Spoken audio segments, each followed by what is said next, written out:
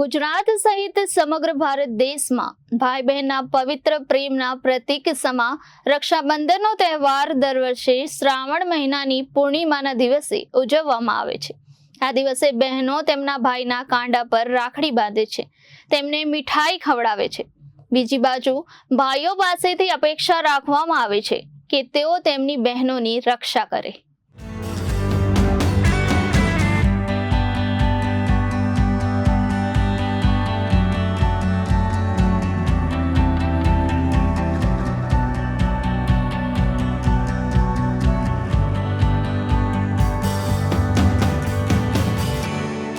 નમસ્કાર, હું દીપિકા। રક્ષાબંધનના વિશેષ કાર્યક્રમમાં હું આપનું હાર્દિક સ્વાગત કરું છું। આ વિશેષ કાર્યક્રમમાં આપણે જાણીશું કે કેમ ઉજવવામાં આવે છે રક્ષાબંધનનો તહેવાર, શું છે રક્ષાબંધનનું ધાર્મિક મહત્વ, અને જાણીએ રક્ષાબંધન સાથે જોડાયેલી કેટલીક રસપ્રદ કહાનીઓ। રક્ષાબંધનનો ઇતિહાસ આપણને મહાભારતના સમયથી જ જોવા મળે છે। ભગવાન શ્રી કૃષ્ણના કાકી શ્રુત દેવીએ શિશુપાલ નામના એક બાળકને જન્મ આપ્યો હતો। ત્યારના સમયમાં એવું માનવામાં આવતું હતું કે જેના સ્પર્શથી બાળકનો દેખાવ બદલાય, તેના દ્વારા જ તેનું મૃત્યુ નિશ્ચિત હશે। એક વખત શ્રી કૃષ્ણ તેમની કાકીના ઘરે આવ્યા હતા। જ્યારે તેમણે શિશુપાલને હાથમાં લીધો ત્યારે તે બાળક સુંદર તેમજ તેજસ્વી બન્યું। શ્રુત દેવી આ બદલાવ જોઈને ખૂબ જ ખુશ થઈ, પરંતુ તેનું મૃત્યુ શ્રી કૃષ્ણના હાથોથી થવાને કારણે તે ખૂબ જ ચિંતિત થઈ ગયા હતા। તેમણે ભગવાન શ્રી કૃષ્ણને ખૂબ જ પ્રાર્થના કરી કે તે શિશુપાલની ભૂલો માફ કરે અને તેને શ્રી કૃષ્ણના હાથે સજા ના આપે। ત્યારે ભગવાન શ્રી કૃષ્ણએ તેમને વચન આપ્યું હતું કે તે શિશુપાલની 100 ભૂલો માફ કરી આપશે, પરંતુ તે જો 100 કરતા વધારે ભૂલો કરશે તો તેને આવશ્યક હું સજા આપીશ। શિશુપાલ મોટો થઈને ચેદી નામનો એક રાજા બની ગયો। એક રાજા હોવાની સાથે ભગવાન શ્રી કૃષ્ણનો સંબંધી પણ હતો, પરંતુ તે ખૂબ જ ક્રૂર રાજા હતો। તેના રાજ્યના લોકોને ખૂબ જ પીડા તેમજ દુઃખો આપવા લાગ્યો અને વારંવાર ભગવાન શ્રી કૃષ્ણને ચુનૌતી આપવા લાગ્યો। એક વખત તેણે ભરી સભામાં ભગવાન શ્રી કૃષ્ણની ટીકા કરી, ત્યારે જ શિશુપાલે તેની 100 ભૂલોની સીમા પાર કરી નાખી હતી। તુરંત જ ભગવાન શ્રી કૃષ્ણએ તેના સુદર્શન ચક્ર દ્વારા તેને તેની સજા આપી। જ્યારે ભગવાન શ્રી કૃષ્ણએ ક્રોધમાં સુદર્શન ચક્ર શિશુપાલ તરફ ફેંક્યું ત્યારે તેમની આંગળી પર પણ ચોટ લાગી હતી।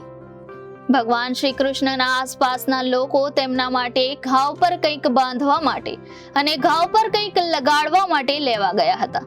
ત્યારે દ્રૌપદીએ આજુબાજુ કશું જોયા વિના પોતાની સાડીમાંથી ભગવાન શ્રી કૃષ્ણને પટ્ટી લગાવી આપી। ત્યારે ભગવાન શ્રી કૃષ્ણએ દ્રૌપદીને કહ્યું કે ધન્યવાદ બહેન, તે મારા કષ્ટમાં મારો સાથ આપ્યો અને હું પણ તારા કષ્ટમાં તારો સાથ આપી। અને તેમણે આ રીતે દ્રૌપદીને વચન આપ્યું। જ્યારે કૌરવોએ ભરી સભામાં દ્રૌપદીનો ચીરહરણ કર્યા ત્યારે ભગવાન શ્રી કૃષ્ણએ પોતાની બહેન દ્રૌપદીની રક્ષા કરી અને તેમનું વચન નિભાવ્યું। આ રીતે રક્ષાબંધનની શરૂઆત થઈ હતી। ત્યારથી જ બધી બહેનો પોતાના ભાઈના કાંડા પર રાખડી બાંધે છે અને આ પર્વ મનાવે છે। પૌરાણિક કથા અનુસાર લક્ષ્મી રાજા બલિની વાર્તા પણ ખૂબ જ પ્રચલિત છે, તો આવો તેના વિશે જાણકારી મેળવીએ। પૌરાણિક કથા અનુસાર એકવાર ભગવાન વિષ્ણુએ વામન અવતાર લીધો હતો। આ દરમિયાન ભગવાન વિષ્ણુએ વામન અવતારમાં અસુરોના રાજા બલિ પાસેથી 3 પગની જમીન દાનમાં માંગી હતી। આ માટે રાજા બલિ સંમત થયા। ત્યારે વામને પહેલા જ પગલે ધરતી માપી લીધી। ત્યારે રાજા બલિ સમજી ગયા કે તે પોતે ભગવાન વિષ્ણુ છે। રાજા બલિએ ભગવાનને પ્રણામ કર્યા। ત્યારબાદ રાજા બલિએ પોતાનું માથું વામનને આગળનું પગલું ભરવા માટે આપ્યું। આનાથી ભગવાન ખૂબ પ્રસન્ન થયા। ભગવાને રાજા બલિને વરદાન માંગવા કહ્યું। અસુર રાજ બલિએ એક વરદાનમાં ભગવાન પાસે તેમના દ્વાર પર ઊભા રહેવા માટે વરદાન માંગ્યું। આ કારણે ભગવાન પોતાના વરદાનમાં ફસાઈ ગયા। આવી સ્થિતિમાં માતા લક્ષ્મીએ નારદ મુનિની સલાહ લીધી। માતા લક્ષ્મીએ રાજા બલિને રાખડી બાંધી અને ભગવાન વિષ્ણુને ભેટમાં માંગી લીધા। આમ તો રક્ષાબંધન જોડે ઘણી કથાઓ સંકળાયેલી છે, તેમાંથી કેટલીક લોકચર્ચિત કથાઓ વિશે આપણે જાણકારી મેળવશું. તેમાંથી એક કથાનું ધાર્મિક મહત્વ છે, જેને પૂજાની સાથે કહેવામાં આવે છે, અને બાકીની કથાઓમાં ભાઈ બહેનના પ્રેમના પ્રતીકનો આ તહેવાર સાથેનું મહત્વ બતાવવામાં આવ્યું છે. એકવાર યુધિષ્ઠિરે ભગવાન કૃષ્ણને પૂછ્યું, હે કાનુડા, મને રક્ષાબંધનની એવી કથા સંભળાવો જેનાથી મનુષ્યની પ્રેત બાધા અને દુઃખ દૂર થાય છે. ભગવાન કૃષ્ણએ કહ્યું, હે પાંડવ શ્રેષ્ઠ, એકવાર દૈત્યો અને સુરો વચ્ચે યુદ્ધ ચાલુ થઈ ગયું, જે સતત 12 વર્ષો સુધી ચાલતું રહ્યું.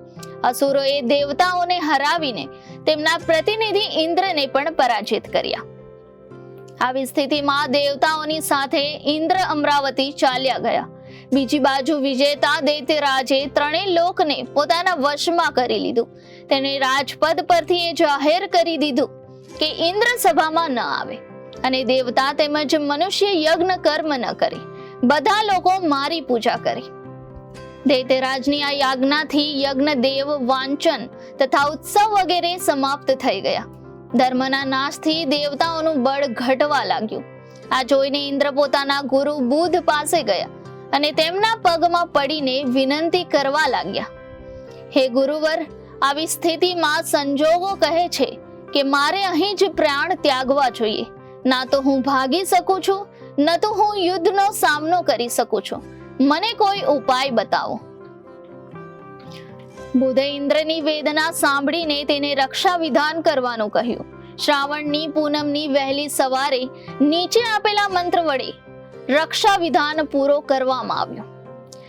યેન બુદ્ધો બલિ રાજા દાનવેન્દ્રો મહાબલઃ તેન ત્વભામ્યભિ રક્ષે માચલમ માચલઃ.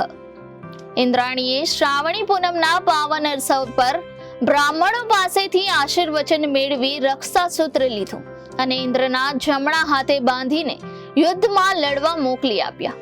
રક્ષાબંધનના પ્રભાવથી દૈત્ય ભાગી ગયા અને ઇન્દ્રનો વિજય થયો. રક્ષા બાંધવાની પ્રથાની શરૂઆત અહીંથી જ થાય છે.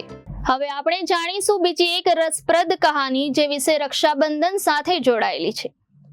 ભારતીય ઇતિહાસ મુજબ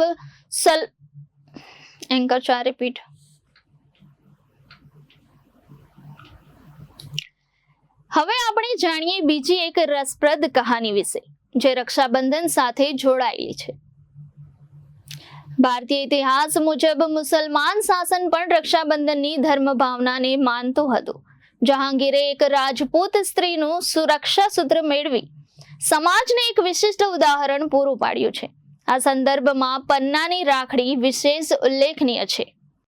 એકવાર રાજસ્થાનના 2 રાજ્યો વચ્ચે ગંભીર ઝઘડો ચાલી રહ્યો હતો. એક રાજ્ય પર મોગલોએ આક્રમણ કરી દીધું. લાગ જોઈને બીજા રાજ્યવાળા રાજપૂતોએ મોગલોનો સાથ આપવા સેના તૈયાર કરી રહ્યા હતા. પન્ના પણ આજ મોગલો વચ્ચે ઘેરાયેલી હતી અને બીજા રાજ્યના શાસકને કે જે મોગલોની સહાયતા કરવા જઈ રહ્યો હતો તેને રાખડી મોકલી. રાખડી મળતા જ તેણે મોગલોની મદદ કરવાને બદલે તેમના પર આક્રમણ કરી દીધું. મોગલો પરાજિત થયા. આવી રીતે રક્ષાબંધનના કાચા દોરાએ 2 રાજ્યના રાજાને પાકી મિત્રતાના સૂતમાં બાંધી દીધા. મધ્યકાળના ઇતિહાસની બીજી એક કહાની આપણે જોઈશું, જે છે હુમાયુ અને કર્ણાવતીની કથા. મધ્યકાળના ઇતિહાસની આ ઘટના છે. ચિત્તોડની હિન્દુ રાણી કર્ણાવતીએ દિલ્હીના મોગલ બાદશાહ હુમાયુને પોતાના ભાઈ માનીને તેને રાખડી મોકલી હતી. મેવાડની રાણી કર્ણાવતીના પતિના મૃત્યુ બાદ તેના રાજ્ય પર ગુજરાતના શાસક બહાદુર શાહે આક્રમણ કર્યું હતું. કહેવાય છે કે રાણી કર્ણાવતીને બહાદુર શાહના હુમલાથી બચાવવા માટે મુગલ શાસક હુમાયુને રાખડી મોકલી મદદ માંગી હતી. ઇતિહાસકારોના જણાવ્યા મુજબ રાણી કર્ણાવતીએ તે સમયના બહાદુર શાહના હુમલાનો જવાબ આપવામાં અસમર્થ હતી. આક્રમણની ભયાનકતા જોઈને કર્ણાવતીએ મુગલ સમ્રાટ હુમાયુને ભાઈ માનીને એક રાખડી મોકલી અને બહાદુર શાહથી રક્ષણ માટે સહાયતા માંગી. હુમાયુએ તે સમયે પોતાના રાજ્યના વિસ્તારમાં લાગ્યો હતો અને બંગાળ પર આક્રમણની તૈયારી કરી રહ્યો હતો. રાણી કર્ણાવતીની રાખડી મળતા હુમાયુએ રાખડીની લાજ રાખી અને તત્કાળ મેવાડ તરફ કૂચનો આદેશ આપ્યો હતો. ઇતિહાસકારોનું માનીએ તો હુમાયુએ રાખડી સ્વીકારીને મેવાડ તરફ કૂચ તો કરી, પરંતુ તે સમય પર પહોંચવામાં સફળ ન રહ્યો. આ કારણે રાણી કર્ણાવતીએ કિલ્લાની અન્ય મહિલાઓ સાથે જોહર કરી લીધું હતું. ત્યાં પહોંચ્યા બાદ હુમાયુને ખૂબ દુઃખ થયું. તેણે બહાદુર શાહને પરાસ્ત કરી રાણી કર્ણાવતીના પુત્રને મેવાડનો શાસક બનાવ્યો. કહેવાય છે કે તે સમયથી જ રાખડી બાંધવાની પરંપરા શરૂ થઈ. રક્ષાબંધનના દિવસે બધી બહેનો પોતાના ભાઈઓની કલાઈ પર રાખડી બાંધે છે અને પોતાની રક્ષા માટે વચન લે છે. રક્ષાબંધનને નારિયેળી પૂનમ તરીકે પણ ઓળખવામાં આવે છે. નારિયેળી પૂનમના દિવસે બ્રાહ્મણો ભૂદેવો પોતાની જૂની યજ્ઞોપવિત એટલે કે જનોઈ બદલે છે અને બ્રહ્મ મુહૂર્તમાં શાસ્ત્રોક્ત વિધિ સાથે નવી જનોઈ ધારણ કરે છે. તેમજ હિન્દુ માછીમાર સમુદાયમાં પણ નારિયેળી પૂર્ણિમાનું ખૂબ જ મહત્વ રહેલું છે. રક્ષાબંધન એટલે કે નારિયેળી પૂર્ણિમા એ મહારાષ્ટ્રના મુંબઈ અને કોંકણના દરિયાકાંઠાના હિન્દુ માછીમાર સમુદાય દ્વારા મનાવવામાં આવે છે. હિન્દુ સંવત્સરના શ્રાવણ માસની પૂનમના દિવસે ઉજવણી કરવામાં આવે છે.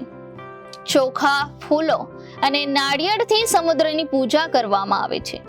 વર્ષો જૂની પરંપરા મુજબ નાળિયેરી પૂનમ એટલે કે રક્ષાબંધનના દિવસે માછીમારો અને વહાણવટાના વ્યવસાય સાથે સંકળાયેલા લોકો પરિવાર સાથે દરિયા કિનારે પહોંચે છે અને પરિવારને ક્ષેમ કુશળ રાખવાની પ્રાર્થના સાથે દરિયાદેવનું પરંપરાગત પૂજન કરતા હોય છે. આ પછી સમુદ્રમાં બોટ રવાના થતી હોય છે. આમ તો દેશમાં અને રાજ્યમાં રક્ષાબંધન ધૂમધામથી ઉજવવામાં આવે છે, પરંતુ ઘણા ઓછા લોકો જાણે છે કે સુરતમાં 2 રક્ષાબંધન ઉજવવામાં આવે છે. શ્રાવણ વદ પૂનમના દિવસે તો ખરી જ, પણ તેના બીજા દિવસે પણ મૂળ સુરતીઓ વાસી રક્ષાબંધનનો તહેવાર ઉજવે છે. વાસી રક્ષાબંધન ઉજવવા પાછળ પણ એક લોકવાયકા રહેલી છે. તો આવો આ રસપ્રદ કહાની વિશે વિસ્તૃતમાં માહિતી મેળવીએ. વાસી રક્ષાબંધન ઉજવવા પાછળ પણ એક લોકવાયકા રહેલી છે. સુરતમાં હાલમાં જ્યાં શનિવારી બજાર ભરાય છે, ત્યાં રક્ષાબંધનના દિવસે મોટો મેળો ભરાતો હતો. એવું કહેવાય છે કે ઘણા વર્ષો પહેલા અહીં એક ગોઝારી ઘટના બની હતી. વર્ષ 1928માં રક્ષાબંધનના આ મેળામાંથી ફરીને 52 જેટલા લોકો હોડીમાં બેસીને રાંદેર ગામ તરફ જઈ રહ્યા હતા. તે દરમિયાન આ હોડી ઊંડી વળી ગઈ હતી અને હોડીમાં બેસેલા 52 વ્યક્તિઓના મોત નીપજ્યા હતા. આ દુર્ઘટનામાં મરનારા ઘાંચી, ખત્રી, રાણા અને કણબી સમાજના લોકો હતા. ત્યારબાદ આ સમાજના લોકોએ નક્કી કર્યું હતું કે તેઓ રક્ષાબંધનના બીજા દિવસે વાસી રક્ષાબંધન ઉજવશે. ત્યારથી આ પરંપરા ચાલતી આવી છે. મૂળ સુરતીઓ રક્ષાબંધનના બીજા દિવસે આ તહેવારને ઉજવે છે. માછીમારીના વ્યવસાય સાથે જોડાયેલા લોકો પણ આ દિવસે હોડીને રાખડી બાંધીને એ ગોઝારા દિવસને યાદ કરે છે. આ મૂળ સુરતીઓ માટે રક્ષાબંધનના દિવસે નહીં, પણ શ્રાવણ પૂર્ણિમાના બીજા દિવસે રક્ષાબંધન ઉજવવાની પરંપરા ચાલતી આવી છે, જેને લોકોએ આજે પણ જાળવી રાખી છે. આમે અત્યાર સુધી ઉત્તરાયણ જ એવો તહેવાર હતો જેને વાસી ઉત્તરાયણ તરીકે લોકો મનાવતા હતા, પણ સુરતીઓ માટે તો આ રક્ષાબંધન એક એવો તહેવાર છે જે મૂળ સુરતીઓ બીજા દિવસે પણ ઉજવીને મનાવે છે. તો આજના કાર્યક્રમમાં આપણે રક્ષાબંધનનો વિસ્તૃત અને ઐતિહાસિક ઇતિહાસ માણ્યો અને આવનાર તહેવારો વિશે અમે તમને વિસ્તૃત જાણકારી આપતા રહેશું. ત્યાં સુધી મને આપશો રજા. આપ સૌને જનાદેશ ન્યૂઝના માધ્યમથી રક્ષાબંધનની ખૂબ ખૂબ શુભેચ્છા. નમસ્કાર.